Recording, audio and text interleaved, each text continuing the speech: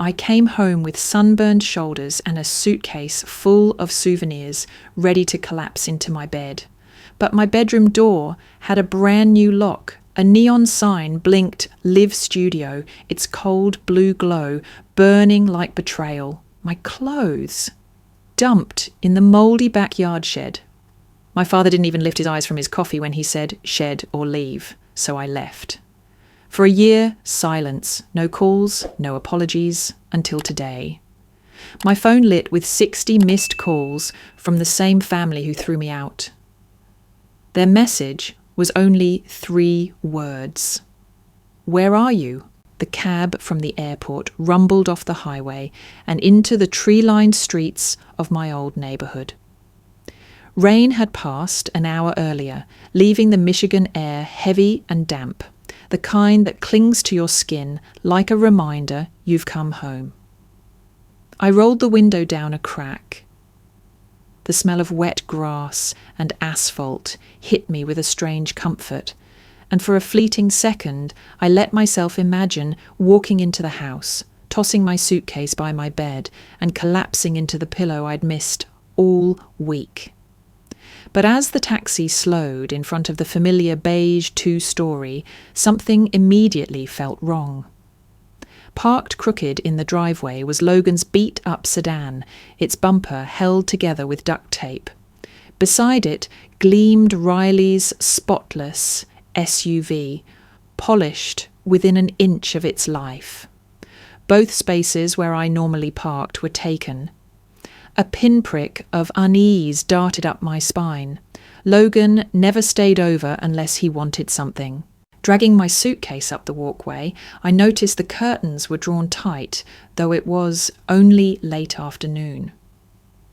The porch light, my porch light, was already switched on, buzzing faintly in the damp air. I told myself it was nothing, but when I pushed open the front door, the silence inside pressed against me like a wall. No sound of Mom humming in the kitchen, no Dad rustling his newspaper, just the faint hum of electronics somewhere down the hall. I wheeled my suitcase over the scuffed hardwood and headed toward my room. The hallway looked the same, the family photos still crooked on the wall, but my steps slowed when I reached the end. My door was different. A gleaming silver lock had replaced the old knob I'd touched 1,000 times. And above it, screwed into the wood, a neon sign blinked in harsh electric blue, "Live Studio." Each pulse of light made the words hammer into me like a taunt. For a moment I just stood there, suitcase handle clenched, heartbeat stuttering. Surely this was a joke, a prank. My hand shook as I tried the knob, locked. I knocked once, then again, harder. No answer, only the muffled thud of bass from inside. That was when the reality sank in. My room, the space I had grown up in, the only corner of this house that was truly mine, had been stripped away. I stumbled back down the hall, mind spinning, and pushed through the sliding door to the backyard. The shed leaned against the fence, its tarp sagging with rainwater. I yanked it open. The smell hit first. Mildew, dust, and something metallic. Then I saw them, my things, piled haphazardly in a corner, boxes crushed, books bent, a stack of sketch pads, warped with damp. My favourite leather jacket, the one Dad bought me after my first real job, was crumpled under a tangled mess of Logan's discarded streaming cables. My throat tightened until I could barely breathe. It wasn't just storage, it was disposal. My life shoved aside like clutter to make space for his spotlight. The anger carried me back into the kitchen, suitcase wheels rattling behind me. Riley sat at the counter with a mug of coffee, scrolling her phone like she owned the place. She looked up at me, not startled, not even guilty, just mildly inconvenienced. "What's going on?" I demanded, voice sharper than I intended. Her brows lifted, the corner of her mouth curling. "Oh, Evelyn, you're back." She said it like I was an afterthought, a guest arriving uninvited.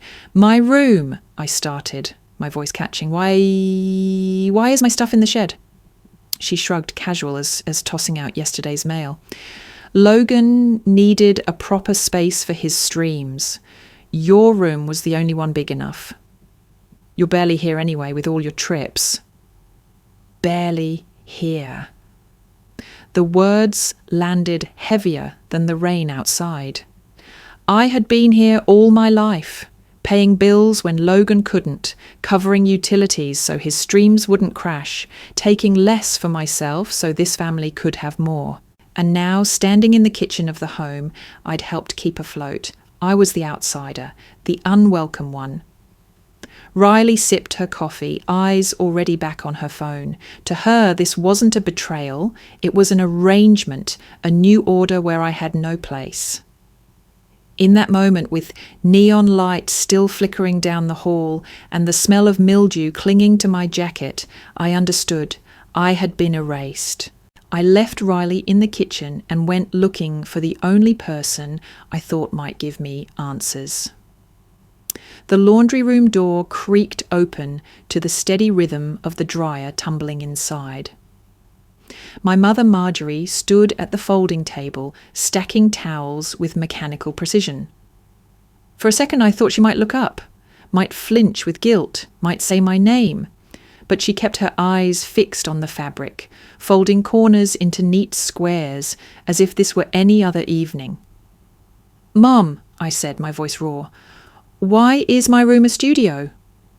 Her hands paused, one towel half folded. She sighed, still not meeting my gaze. "Logan's career is taking off, Evelyn. He needed a professional setup to keep his sponsors happy. We thought you'd understand." Understand. The word cracked something inside me. "You didn't even ask," I whispered. "You just decided." She placed the towel on the pile, smoothing it flat with trembling fingers. "Sometimes families make sacrifices," she murmured. "This is for everyone's benefit. Everyone, except me." I stepped back, throat burning, and marched into the living room. My father, Thomas, sat in his recliner, newspaper spread wide as though the headlines mattered more than the implosion of his family. I planted myself in front of him until he lowered the pages, his eyes hard, jaw set like stone. "Why did you give Logan my room?" I asked, forcing each word to stay level. He didn't blink. "Your brother's career is important. He needs that space more than you do." I clenched my fists. "I've been paying bills here for years, keeping the internet on so he could even stream. And you throw me in the shed?" His expression didn't shift. "You've got your job, Evelyn. You don't need that room as much as he does. You've got two options: stay in the shed or get out of the house." The finality in his tone left no air between us. He'd made his choice. My pulse roared in my ears as I stumbled back outside, the evening air cool against my burning face. The shed loomed like a punishment, but something tugged me toward it again. I shoved the door open and started sifting through the mess, boxes collapsing under my hands. That was when I found it. A small metal cash box, dented at the corner, wedged beneath a stack of Logan's empty game cases. I pulled it out, heart thudding, and pried the lid open. Inside lay scraps of paper, deposit slips from the savings account I'd opened when I was 12, my babysitting money, my art contest winnings, every dollar I'd ever tucked away with the dream of someday funding my own path. The slip stopped abruptly, years ago, with a withdrawal in Logan's name. My chest tightened. He had taken it, not borrowed, taken, and Mom and Dad must have known. The history of favoritism wasn't just a feeling, it was a paper trail. I sank onto a broken chair, clutching the box to my chest. The shed smelled of mildew, but worse than that, it smelled of betrayal, long rotting beneath the surface. My life had always been second priority, my dreams always the sacrifice. Tonight was only the most brutal proof. I stood, wiping my face with the back of my sleeve, and grabbed my old key ring from the pile. The brass key to my bedroom, scratched and worn, dangled useless now, a symbol of rights revoked. I pocketed it anyway. Dragging my suitcase out to the car, I didn't look back at the house. Not at the glowing blue sign in the window. Not at the curtains hiding my mother's silhouette. Not at the porch light buzzing like a warning. They had erased me, and I would not stay to watch them celebrate it. As I slid into the driver's seat, the key weighed heavy in my palm. Not a key to home anymore, but a reminder. A line drawn. I turned the ignition, headlights cutting through the damp night, and drove away from the place that no longer claimed me. Cole's apartment was nothing like home, but the moment I stepped inside, dragging my suitcase across the threshold, it felt like oxygen. His place was a second-floor walk-up on the east side of Grand Rapids, cramped with stacks of vinyl records, tangled cords, and take-out containers that hadn't quite made it to the trash. It smelled faintly of pizza grease and coffee grounds, yet it was warmer than the house I had just left behind. Cole sprawled on his sagging couch, Xbox controller still in his hand. But when he saw my face, he set it aside without a word. "You okay?" he asked quietly. I dropped the suitcase and collapsed next to him. The cushions sighed under our combined weight. For a moment I couldn't answer. My throat still burned from holding back everything I wanted to scream at my parents. Finally I managed. They gave my room to Logan. Dad told me to stay in the shed or leave. Cole's eyes widened, but he didn't interrupt. I spilled it all. The neon sign, Riley's smirk, Mom folding towels like nothing had happened, Dad's ultimatum. Words tumbled out jagged and fast until my chest heaved with exhaustion. Cole leaned forward, elbows on his knees. "That's messed up, Evelyn," he said simply. No lecture, no silver lining, just blunt validation. The words hit harder than sympathy. He saw me. He believed me. We ate cold pepperoni pizza straight from the box, the grease soaking through the cardboard, while I sat cross-legged on the couch. For the first time that day, I let myself exhale.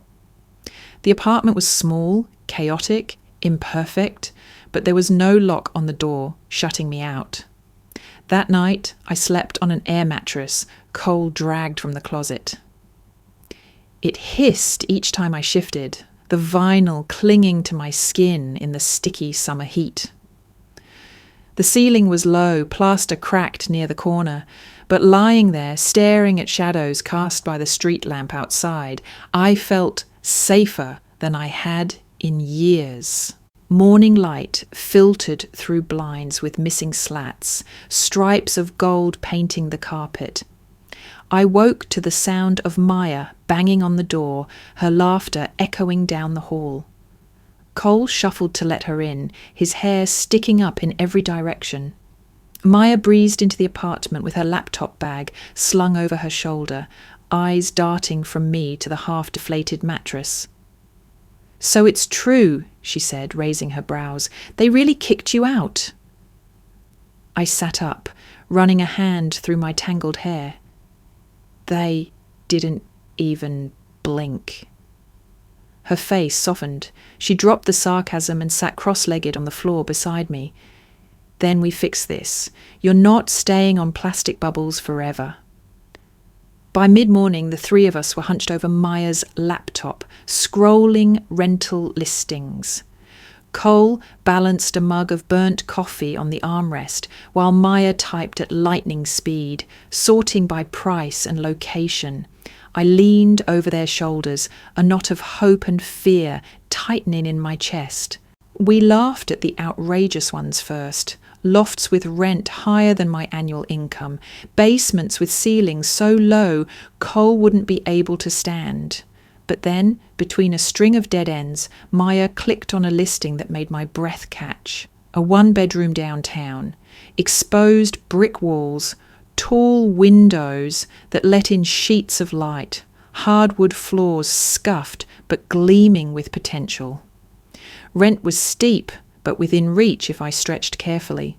It wasn't fancy, but it was mine.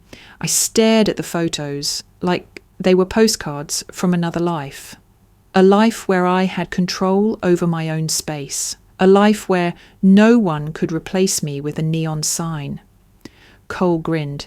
"This place is better than a shed." Maya elbowed him, but I laughed anyway. The first real laugh since Hawaii. We wrote down the agent's number. My hands shook as I dialed, setting up a viewing for the next day. It wasn't just about 4 walls and a roof. It was about claiming something that couldn't be stripped away. That afternoon, we piled into Maya's car, the air thick with summer heat, and drove past the building. It stood tall and proud on a corner, sunlight catching in its wide windows. For a moment, sitting there in the back seat, I felt the impossible, anticipation. I wasn't walking back into that beige house. I was walking towards something new. The lease was signed by the end of the week. A stack of paperwork with my name printed across it, my name, no one else's, felt heavier than any suitcase I had ever carried. Cole borrowed his cousin's pickup truck, Maya commandeered the packing tape, and together we tackled the move like it was a mission. Cole hauled box after box up the narrow stairwell of the downtown building, sweat darkening the back of his t-shirt. "You've got too many books," he groaned, nearly tripping on the last step. "They're not negotiable," I shot back, balancing a lamp in one arm and a bag of kitchen supplies in the other. Maya was already upstairs, crouched by the modem with a screwdriver between her teeth, muttering about the incompetence of cable companies. By the time we collapsed on the bare hardwood floor, panting and laughing, the apartment looked like a hurricane had passed through, boxes stacked to the ceiling, furniture still disassembled. But it was mine. Every corner echoed with possibility. I carved out my workspace first. Near the tall window, I set up my desk, battered but sturdy, and angled my chair toward the light. My camera went on the tripod, cables looped neatly, a stark contrast to the tangled mess in Logan's studio. I pinned a calendar to the wall marking deadlines, ideas, dreams. As I connected my laptop, the Wi-Fi flickered alive thanks to Maya's stubborn wrestling with the modem. A rush of memory hit me. I had once paid the internet bill at my parents' house, quietly covering months when Logan forgot. I did it so he wouldn't lose his stream, so the family wouldn't fight, so life would stay steady. I remembered Dad praising Logan for working hard while I silently covered the bill with my freelance checks. The irony now burned hot. This Wi-Fi was mine, paid for by me. No one could drain it without permission. I shook off the bitterness and dove into work. Hours blurred as I edited footage, drafted pictures, and organised my content schedule. The silence was sacred. No pounding bass from Logan's room, no footsteps outside my door reminding me I was temporary. Just me, the glow of my screen, and the steady hum of a life finally under my control. Late one evening, while I was adjusting the white balance on a new video, my email pinged. At first I ignored it, assuming it was another lowball sponsorship offer or some generic newsletter, but the subject line froze me. Partnership proposal, $50,000 contract. My breath caught. I clicked it open, eyes skimming the words. A major lifestyle brand wanted to collaborate on a long-term campaign. They had seen my recent series about resilience, about choosing yourself when family fails you, and they wanted me as their face. $50,000. Enough to cover rent for more than 3 years, enough to furnish the apartment, enough to finally breathe without calculating every grocery trip. I read the email twice, then 3 more times until the letters blurred. Cole peeked over my shoulder, a slice of leftover pizza in hand. "Wait," he said, mouth half full. "Is that—" "It's real," I whispered. "They want me." Maya sprawled on the couch with her laptop bolted upright. "Evelyn, this is huge!" She grabbed my phone and started squealing through the details, but all I could do was sit back and let the weight of it crash over me. I thought of the shed, of my jacket buried under Logan's cables. I thought of Dad's ultimatum, of Mom folding towels like erasing me was a chore. And now, here I was in a sunlit apartment with 2 friends cheering me on, staring at an opportunity I had only dreamed of. The tears came sudden and hot. Not the broken kind from that night in the shed, but the kind that lifted instead of drowned. I wasn't just surviving, I was climbing. Cole raised his pizza slice like a toast. To Evelyn, who traded a shed for the skyline, I laughed through tears, lifting my water glass to clink his. In that moment, the air mattress, the betrayal, the ache, they all felt like prelude. This was the beginning of something bigger. The weeks that followed blurred into a rhythm that felt almost unreal. Each morning, sunlight poured through the wide downtown windows, washing over the desk I had claimed as my command center. I edited, uploaded, brainstormed, pitched. And the numbers responded. Views multiplied in the thousands, then the tens of thousands. Comments poured in, strangers telling me my words gave them courage, that my story about drawing boundaries made them rethink their own lives. When the brand contract came through officially, the paperwork neatly signed and wired to my account, I stared at the balance for a long time. $50,000. It was more money in one deal than I had ever imagined earning on my own. I ordered a real bed, a couch that wasn't rescued from a curb, and a desk chair that didn't squeak. Slowly, the apartment transformed from a temporary hideout into something resembling permanence. But even as my world expanded, something inside me stayed hollow. Success didn't echo with laughter down a hallway. It didn't leave coffee cups in the sink or fill the silence with humming. I had traded chaos for peace, and yet peace was lonelier than I expected. One night, after uploading a video that quickly shot past 50,000 views, I sat at my new kitchen table with a glass of cheap wine. The city lights blinked outside, traffic humming below. I should have been celebrating. Instead, a thought pressed heavy against my ribs. I won, but I still don't have a family. That emptiness pulled me backward into memories I thought I had left in the shed. I remembered being 10, riding in the back seat after a school award ceremony, clutching my ribbon for first place in art.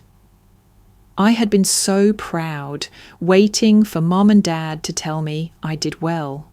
But Dad only leaned forward to remind Logan to bring his soccer cleats for practice. "Big game tomorrow," he said, clapping Logan on the shoulder. My ribbon crumpled in my fist. I remembered being 15, sitting at the dinner table with my report card. Straight A's except for one stubborn B in geometry. I slid the paper across the table, nerves buzzing. Mum glanced at it and smiled faintly.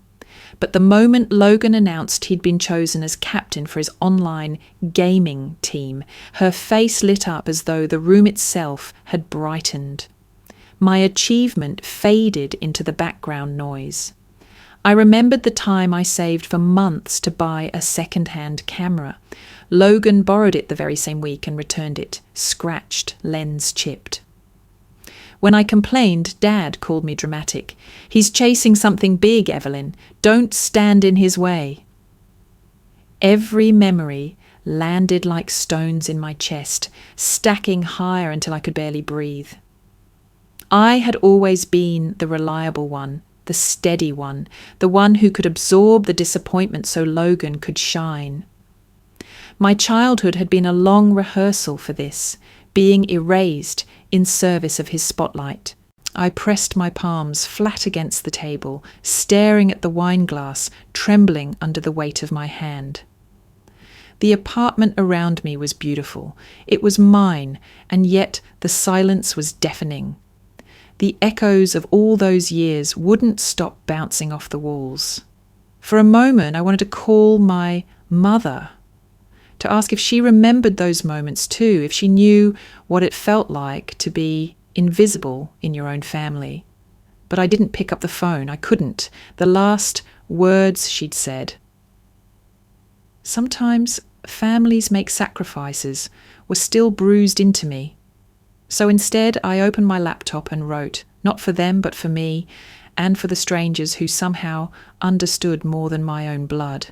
I typed until the words blurred, until my chest loosened, until the ache eased into something softer. When I hit upload, the city was asleep, and so was the gnawing ache for now. The night of the celebration was supposed to feel like victory. Cole and Maya showed up with paper bags from the corner bakery, laughing as they shuffled through my door with the smell of sugar trailing behind them. Maya carried a small cake, the frosting a little smudged from the walk, but the message, piped in blue letters, made my chest tighten. "No is complete." Cole set it down on my new table with a flourish. "Your catchphrase," he said proudly. "You've been preaching it in every video. Figured it was time we ate it." I laughed, the sound bubbling out despite the ache that lingered inside me. The cake was crooked, imperfect, but perfect in its own way, like our friendship. We poured cheap champagne into mismatched mugs, toasting to the contract, to the views, to the fact that I was finally living without a lock on my door. For a few hours I let myself believe it was enough. We cut into the cake, frosting sticking to the knife, crumbs scattering on the table. Maya leaned back in her chair, eyes sparkling. "Look at you, Evelyn. You're thriving. You don't need them anymore." I wanted to believe her. God, I wanted to. Later that night, after they left and the apartment had settled into quiet again, I opened my laptop to check analytics.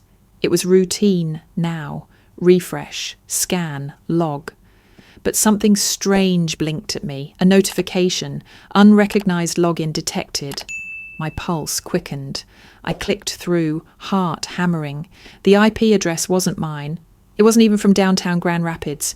It traced back to the old suburb, to my parents' house. My stomach dropped. I dug deeper, checking my old ad account linked to my early videos, the ones I'd abandoned when I started fresh in this apartment. Payments had been rerouted. Small amounts at first, then larger. The name on the secondary account made bile rise in my throat. Marjorie Hart, my mother.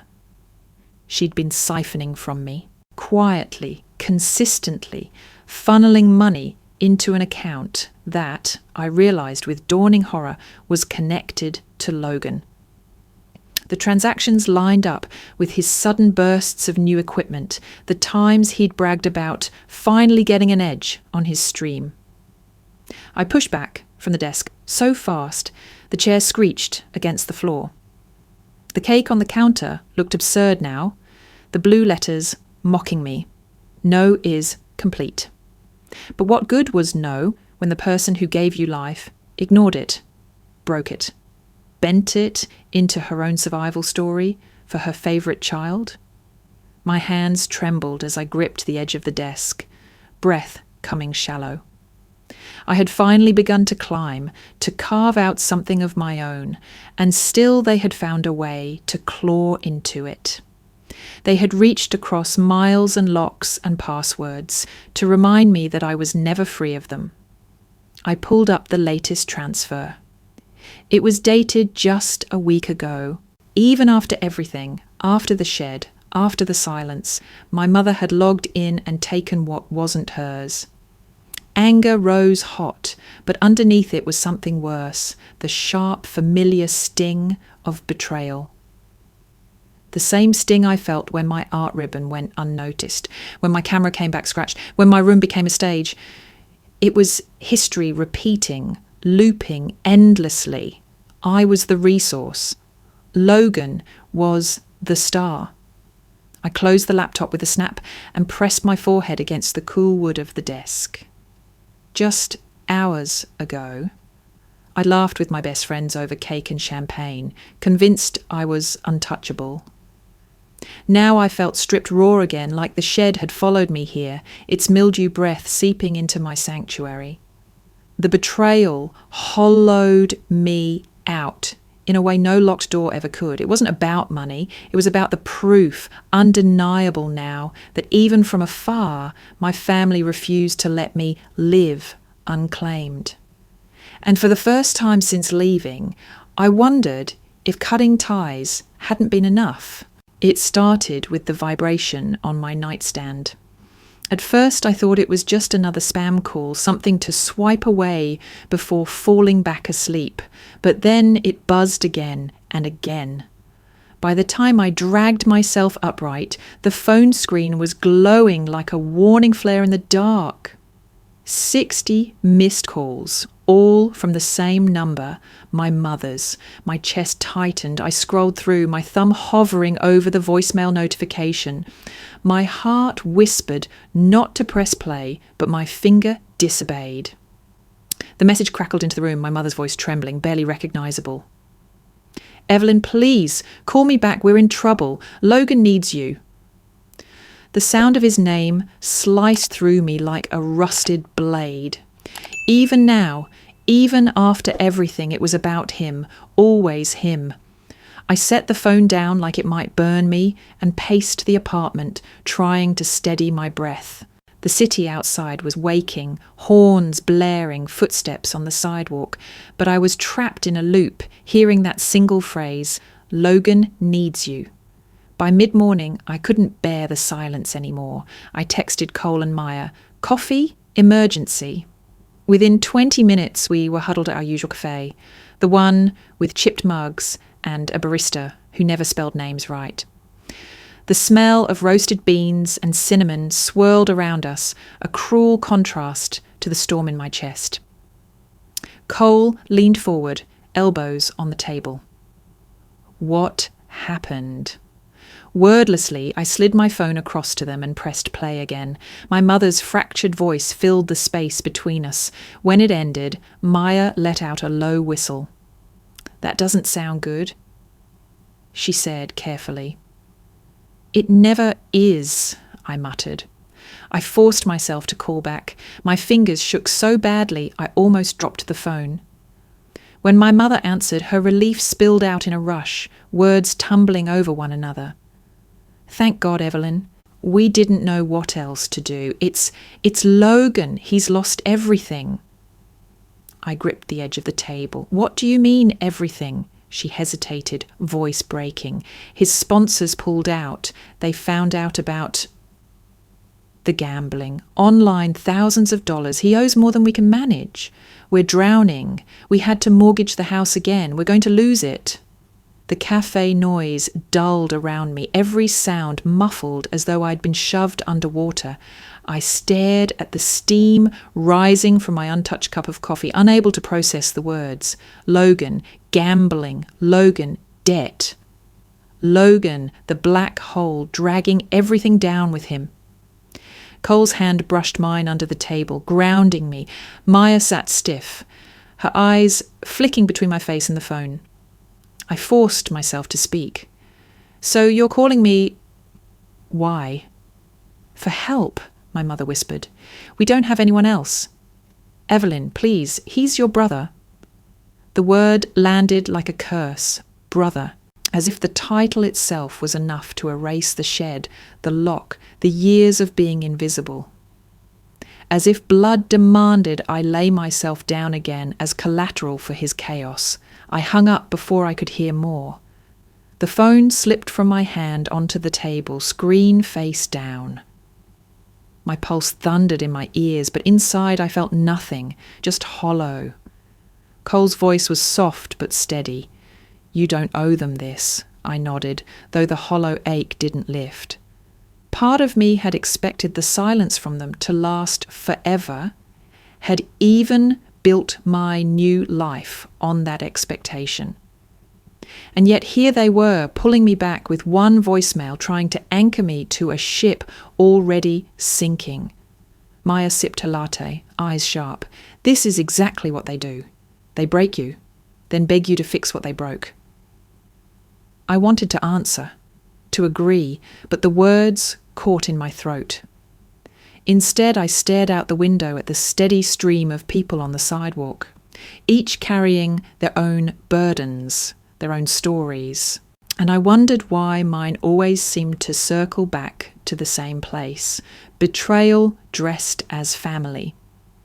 The three of us sat there for a long time, the untouched cake box from last week still fresh in my mind, its frosting letters mocking me now. No is complete. Was it? Or was no just the beginning of another war I hadn't chosen? The coffee cooled, my phone stayed dark, and I sat in the middle of my chosen family, feeling like the ground beneath me had split open again. I shouldn't have called again. Every part of me knew it would only reopen wounds, still raw, but silence pressed so heavy I couldn't breathe. So I dialed back. The line connected almost instantly, my mother's voice breaking before I even said hello. Evelyn, thank God. Please, listen. We're desperate. The bank is circling, the collectors keep calling, and Logan, he's falling apart. We can't handle this without you. I closed my eyes, pinching the bridge of my nose. Her words were frantic, tumbling, but beneath the panic, I heard the same note I always had, expectation. It wasn't really a plea, it was an assumption that I would bend. Before I could answer, another voice cut in, sharper, colder. Riley. Evelyn, you know how important Logan's career is? He just hit a rough patch. If you step in now, he can bounce back. You've got the money. Don't be selfish. The word hit like a slap. Selfish. The same label my father had used at the dining table when I refused to fund Logan's Hawaii trip. The same poison they'd used to make me feel small every time I drew a line. I swallowed hard. My voice, when it came, was low but steady. No. There was a pause, a stunned silence. My hand shook so badly I almost dropped the phone, but I kept going. I won't do it. Not this time. I'm not your safety net anymore. Riley's scoff was sharp in my ear. So you're just going to abandon your family? Let them drown while you sit in your shiny new apartment? My grip on the phone tightened. My apartment wasn't shiny. It was held together by sweat, by nights of doubt and fear. It was mine because I built it from the wreckage they left me in. I already was abandoned, I said, voice breaking, the day you put a lock on my door. I hung up before either of them could respond, chest heaving. The silence that followed was deafening, but it was mine. For once, it was mine. That night, I tried to work, but the words wouldn't come. I kept pacing, replaying the call until the edges blurred. My phone stayed dark, but the ache in my chest only grew sharper. Saying no hadn't brought relief. It had cracked me open again. The next afternoon, as I nursed a stale cup of coffee at my desk, my phone buzzed with a text from a number I hadn't seen in years. We need to talk. It's about your family. Daniel. Daniel had been a friend from high school, someone who worked at a local credit union now. My stomach twisted as I called him back. His voice was careful, hesitant. Evelyn, I don't know how to say this, but I thought you should hear it from me before it hits harder. Your parents, Thomas and Marjorie, they refinanced the house a few months ago, but they didn't use their names. The paperwork lists you as co-signer. My blood went cold. That's impossible. I know, Daniel interrupted quickly. I checked the file myself. The signature isn't yours, not really, but it's close enough they pushed it through. The bank thinks you're on the hook for it, and if the foreclosure goes through, it'll hit your record too. The room spun. I gripped the edge of the desk to keep from sliding to the floor. My parents hadn't just begged for help, they had stolen my name, my identity, to secure Logan's chaos. Daniel's voice was gentle. I'm sorry, Evelyn, I thought you should know. I ended the call and sat there in the dim light, every nerve in my body screaming. The betrayal was complete now, undeniable. It wasn't just my room, my savings, my peace they'd taken. It was my very signature, my autonomy, twisted into their weapon. The anger rose fast, but beneath it came a crushing wave of grief, so heavy I couldn't move.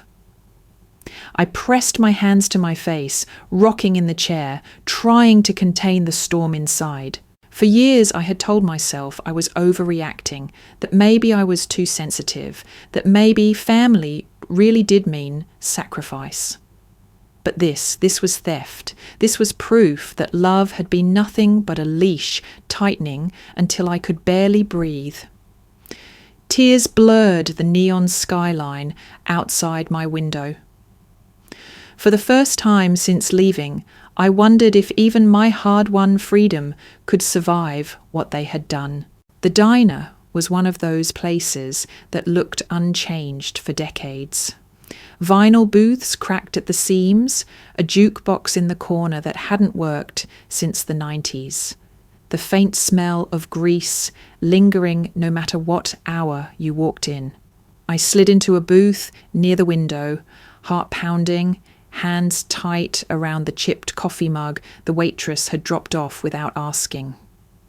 A few minutes later, the door chimed.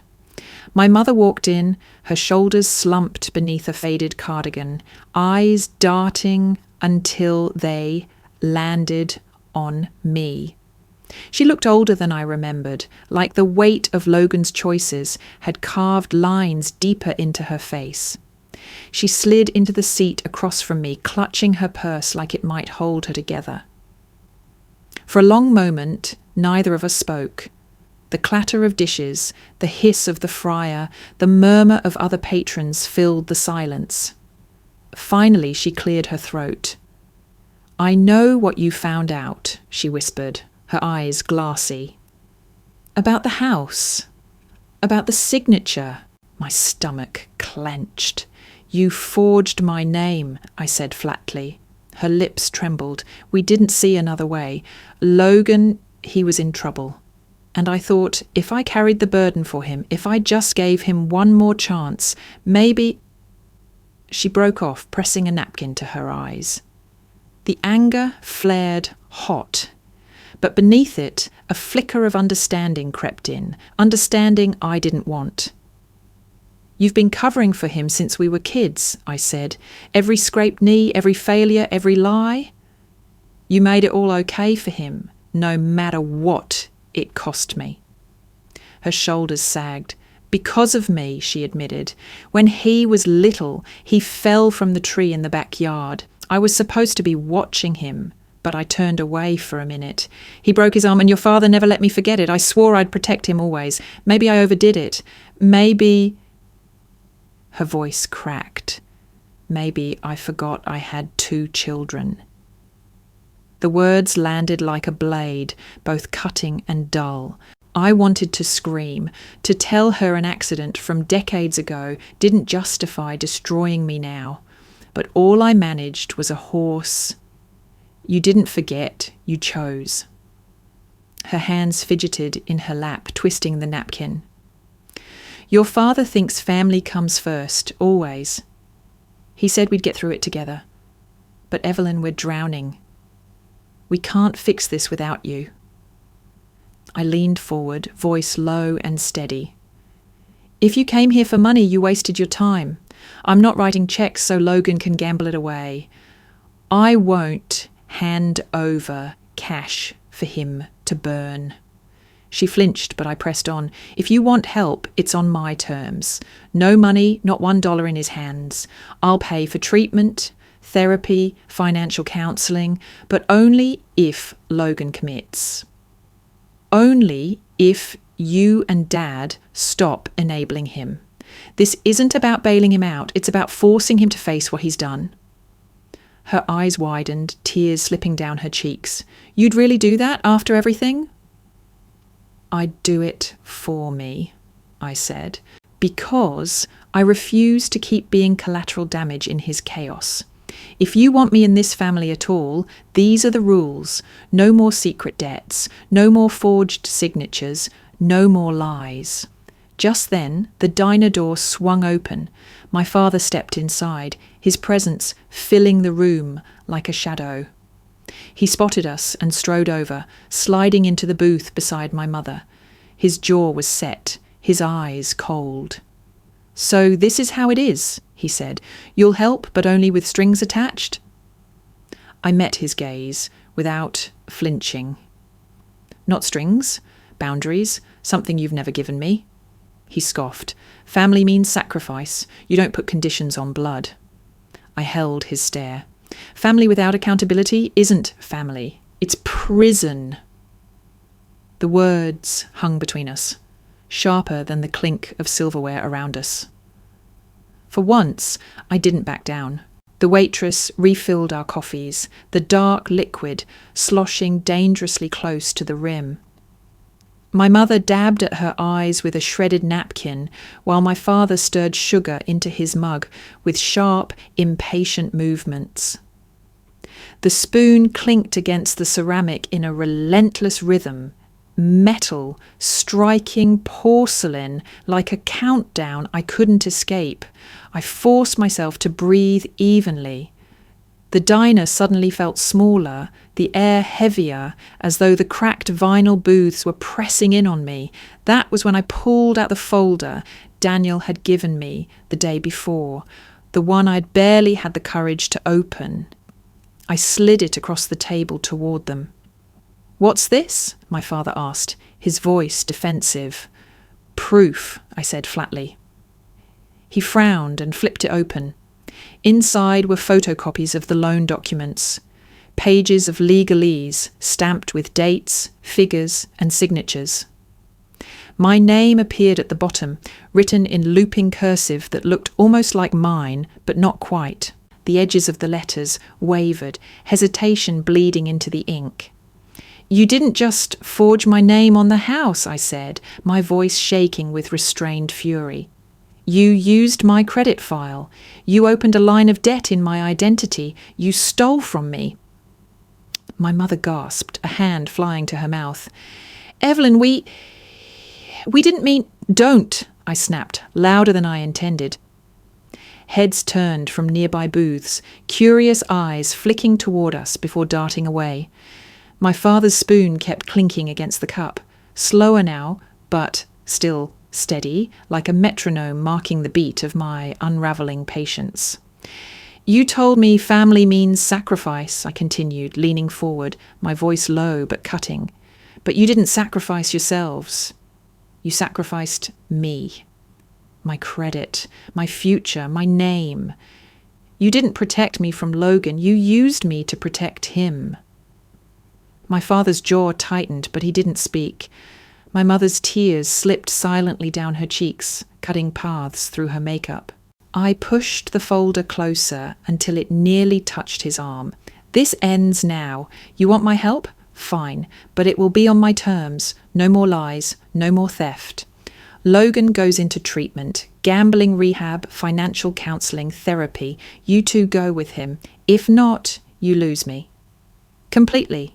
No calls, no visits, no second chances. The clinking of the spoon stopped. My father set it down, the silence it left behind, louder than the noise had been. He stared at me across the table, eyes dark, weighing me like an opponent instead of a daughter.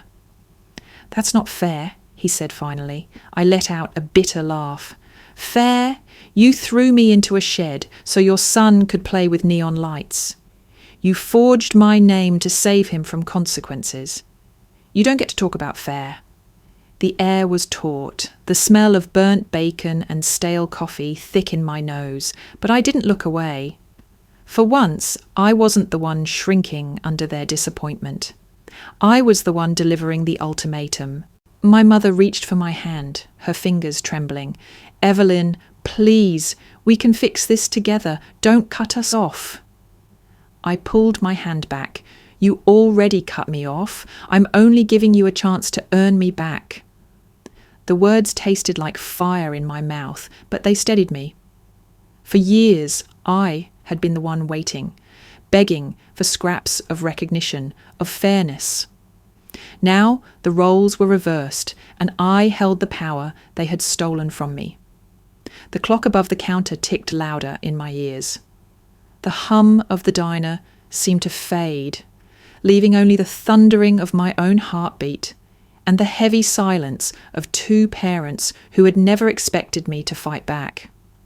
"I'm done being your collateral," I said, my voice final. "Decide. Treatment or nothing. Choose wisely, because this is the last time I'll ask." For the first time, my father's eyes wavered.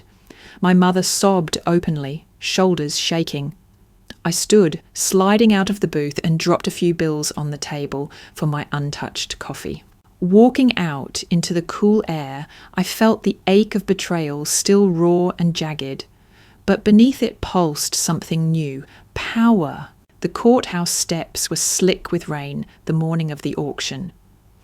I climbed them slowly, the weight of memory pressing heavier than the grey sky overhead. Inside, the hall buzzed with murmurs, the shuffle of papers, the metallic scrape of chairs on tile. Property auctions always smelled the same: ink, dust, stale coffee, and quiet desperation. I found a seat near the back, clutching the bidder's card in my lap. The number printed on it felt unreal, like a ticket to a play I hadn't agreed to star in. The house on Meadowbrook Lane, my childhood home, was about to be sold off, its history reduced to a line item. When the clerk wheeled out the projector, the photo of the house appeared on the screen: beige siding, sagging gutters, a porch light that still buzzed in my dreams. My chest tightened.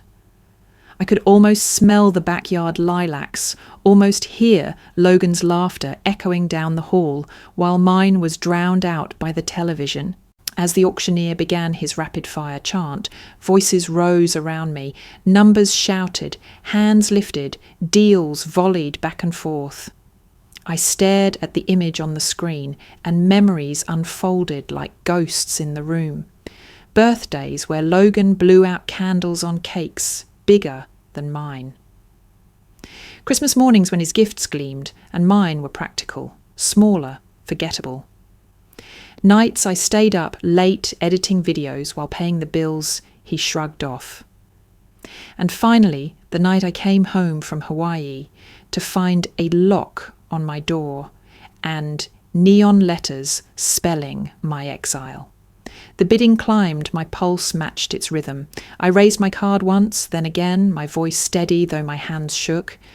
The numbers rose higher, the crowd thinning, and then silence. The gavel slammed down. Sold! The word reverberated through me. Just like that, the house was mine. A strange calm settled over me as people shuffled out. I remained seated, staring at the photo still glowing on the screen. I had taken back the house, but not for the reason anyone expected. I remembered the shed, the mildew, the dust, the box of stolen savings. I remembered my father's ultimatum, my mother's towel-folding silence, Riley's smirk. I remembered the girl who had lived there once, desperate for approval she never received. And I knew I couldn't give that house back to them. When I signed the papers and accepted the keys, I already had a plan. The Meadowbrook house wouldn't be a shrine to old wounds. And it wouldn't be a shelter for people who had chosen to betray me. It would become something else, something new. I envisioned the living room cleared of Logan's cables and monitors, replaced with long tables where women creators could gather, share ideas, and learn without judgment. The garage, once filled with broken equipment and unpaid bills, would become a recording studio available for free. The upstairs bedrooms, stripped of locks and neon, would turn into workspaces for girls who had been told their dreams didn't matter. Creator Commons. That was the name that bloomed in my mind, clear and sharp, a space built from ashes, designed for those who had been silenced, minimized, or erased, like I had. Walking out of the courthouse, the rain had stopped. The air smelled clean, the kind of fresh that only comes after a storm. I gripped the keys tightly, their metal edges biting into my palm. They weren't just keys to a house, they were keys to rewriting the narrative, to breaking a cycle that had defined me too long.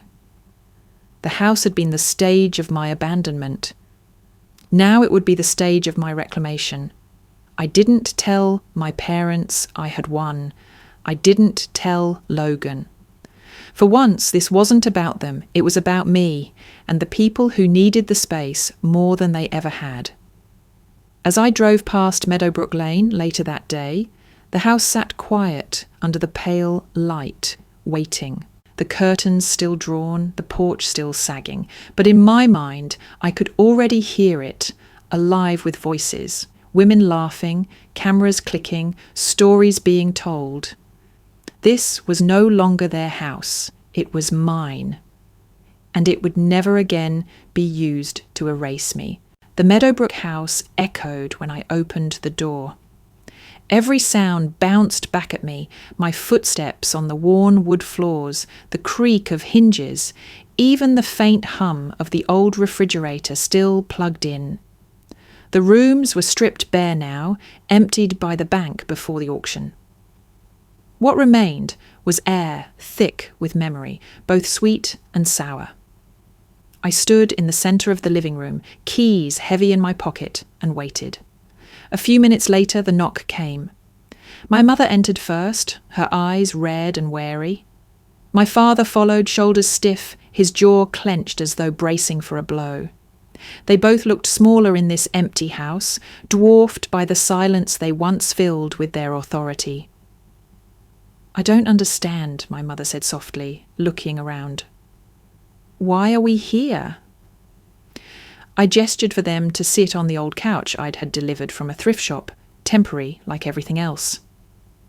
"Because this isn't your house anymore, it's mine. And I need you to hear what's coming next." My father's face darkened. "You bought it? Evelyn, what are you trying to prove?" "Nothing," I said evenly. "I'm not proving anything. I'm reclaiming. This place won't be Logan's stage, and it won't be your shrine to sacrifice.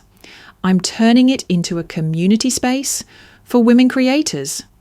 A place where people like me, people who've been erased, can build something without fear of being shoved aside." They stared at me as though I was speaking another language. My mother's lips parted, but no words came out.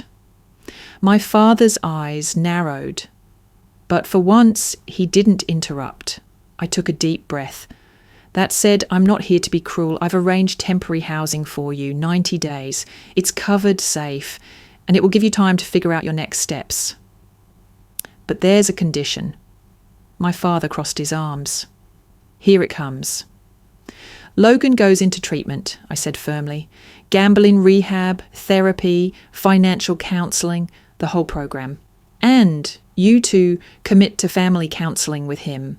no excuses, no enabling. If you refuse, the 90 days disappear, and so do I.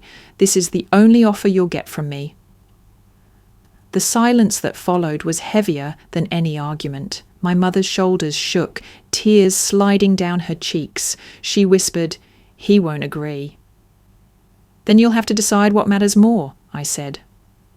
For the first time, my father didn't lash out. He sat there, stone-faced, then slowly, almost imperceptibly, nodded. Just a single small dip of his chin, but it was more than he had ever given me before. A sliver of acknowledgement, a crack in the wall. That tiny gesture, so quiet it might have been missed, was a thread of hope I hadn't expected.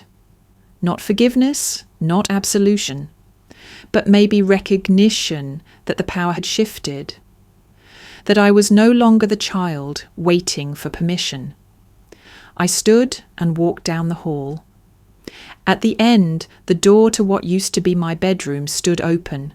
Inside, the walls were bare, but on the floor lay the object I had dreaded and longed to face, the neon sign. "Live Studio," its letters dim now, disconnected but still mocking in their silence. I bent down, lifted the cold metal frame, and stared at it. This had been the symbol of my exile, the mark of my erasure. The day that sign went up, I stopped being a daughter and became disposable. With steady hands, I carried it out to the living room. My parents watched as I set it in a cardboard box, folded the flaps closed, and sealed it with tape. The sound of the tape ripping was sharp, final, like drawing a line through a sentence that had defined me too long. I straightened, brushing dust from my palms. That chapter is over. Neither of them spoke. My mother wept quietly. My father stared at the floor, but I didn't wait for answers. I had already chosen my path, and it no longer required their approval. As I left the house that day, the box under my arm, I felt something I hadn't in years: peace. The grand opening of Creator Commons wasn't grand in the traditional sense. No red carpet, no press cameras, no oversized ribbon to cut. But to me, it was monumental. The old beige house on Meadowbrook Lane, once a monument to my erasure, now buzzed with new life. The walls smelled faintly of fresh paint. The hardwood floors gleamed after weeks of sanding. And in the living room, the same place my father had told me to choose between the shed or leaving, I had set up folding chairs in neat rows. At the front, a hand-painted sign read, "Boundaries 101, saying no without guilt." The room filled quickly. Women of all ages trickled in, carrying notebooks, laptops, or just quiet curiosity. Some were creators like me, struggling to balance ambition with families who didn't understand. Others were young women still figuring out their paths. A few were older, their eyes tired but determined, eager to reclaim something they thought they'd lost. Cole manned the makeshift coffee station, handing out paper cups with his usual dry humour. Maya darted around with a camera, documenting everything, already envisioning the video we'd edit together to showcase the launch. As I stood at the front, nerves fluttered in my stomach. But when I looked around, I saw faces mirroring my own hunger for freedom, recognition, and self-worth. I cleared my throat. "This house," I began, voice steady, "used to be a place where I was silenced, where my needs were dismissed. Today, it becomes the opposite. Creator Commons is for anyone who has ever been told their dreams are too small, their voices too loud, their boundaries too inconvenient. This is where we learn to say no, and mean it." Applause rippled through the room, warm and genuine. My chest loosened. For the first time, this house didn't carry only ghosts. It carried hope. The workshop began. I spoke about the shed, about the lock on my door, about the years I had been treated as collateral for someone else's dreams. I explained how no had been the hardest, most liberating word I ever learned to say. Women nodded, scribbled notes, even cried quietly in the back row. The air buzzed with recognition, a chorus of me too without words.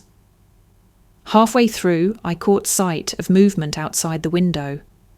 A figure lingered near the porch, half hidden behind the railing. My heart lurched when I recognized the slouched shoulders, the baseball cap pulled low. Logan. He didn't come in. He stood there for several minutes, shifting from foot to foot, watching through the glass as strangers filled the house that had once been his stage. I kept speaking, though my throat tightened. He didn't interrupt, didn't demand, didn't shout. For the first time, Logan was just quiet. When the session ended, laughter and chatter filled the room. Women exchanged numbers, promised to meet again, hugged me with gratitude that left me humbled. Cole clapped me on the back, and Maya handed me the camera with a grin. "You killed it," she said. As the last guests trickled out, I finally stepped outside. The porch was empty. The street stretched quiet, lined with cars but no trace of my brother. My chest tightened with a mix of relief and disappointment. Then I noticed the slip of paper wedged into the doorframe. A torn notebook page, scrawled in messy handwriting, I recognized instantly. "I'm trying." Just 2 words, nothing more. But for Logan, who had built his life on excuses and entitlement, it was almost a confession, a crack in the armour, a whisper of change. I folded the note carefully and slipped it into my pocket. I didn't know if I believed him, and I wasn't ready to let him back into my life. But the gesture mattered, not for what it promised, but for what it represented: acknowledgement. Inside, the house glowed with the energy of women who had reclaimed their voices. The sound of their laughter still lingered in the walls. For the first time, Meadowbrook Lane wasn't a place of exile. It was a sanctuary. And for the first time, I held the keys not as a reminder of what I'd lost, but as proof of what I had built. The letter arrived in a plain white envelope, no return address. The handwriting on the front was unmistakable, my mother's looping script, shaky but deliberate. I sat at my desk for a long time before opening it, my fingers tracing the crease like it might bite me. Inside, the paper smelled faintly of her perfume, the same scent that used to cling to the laundry room where she folded towels and looked away from my tears. "Evelyn," it began, "I can't undo what I've done. I can't give back the years you lost or the trust I broke. But I need you to know I see it now. I see you. You deserved more than what we gave you. I'm sorry. I hope someday you can forgive me, but even if you can't, I want you to know I love you, and I am trying." Tears blurred the ink until the words swam on the page. For years I had begged, silently or out loud, for those 3 words, "I see you." And now they came too late, but maybe not meaningless. A week later, another envelope arrived, this one thicker, heavier. Inside was a brass key worn smooth at the edges. Attached was a scrap of paper, the handwriting stiff and angular. "It's the old one, to your room." I kept it, I don't know why. Maybe because I couldn't admit what I did. Maybe because I knew one day I'd have to give it back. "I'm trying." Dad. I turned the key over in my palm, its grooves catching the light. This was the same key I'd carried in my pocket the night I left, the one that had become a dead relic. Now it had returned. Not as ownership, not as permission, but as acknowledgement, a surrender, however small. One evening, after the last workshop at Creator Commons, I stood on the porch of the old house. The new lock gleamed silver in the setting sun. the keys jangling warm in my hand. Behind me, the rooms buzzed with the echo of laughter, collaboration, resilience. The house no longer carried the weight of my exile. It carried the future of something bigger than me. I slipped both old keys, the bedroom one and the house key from my parents, into a small wooden box I kept in my office. Artifacts, reminders of where I had been, but I didn't need them anymore. The new lock, the new keys were mine, not inherited, not borrowed, not stolen. Chosen. I faced the camera Maya had set up for me, its red light blinking. My audience had been with me through every stage of this journey, though they only knew fragments. Tonight I wanted to give them the whole truth. I used to think family was the people who gave you life, I said, voice steady, though my chest tightened. But sometimes family is the people who choose you, who show up when you have nothing to give back. I learned that the hard way. I was abandoned in my own home, stripped of my place, my savings, even my name. I left with nothing but a broken key. And now, standing here, I hold new ones. Keys to a space built for people who've been told no. People who've been erased. I paused, the silence deliberate. If you're watching this and you've ever had to choose yourself over the people who taught you not to, I want to hear your story, because you're not alone. You're stronger than you think. The camera's red light blinked off. I exhaled slowly, turning toward the house as twilight deepened. The porch light flickered on, not buzzing anymore, but glowing steady and warm like a beacon. From the shed to this moment, from the lock that excluded me to the key that freed me, the journey had been brutal. But I wasn't standing in the ruins anymore. I was standing in the light. And this time, the house, the life, was finally mine.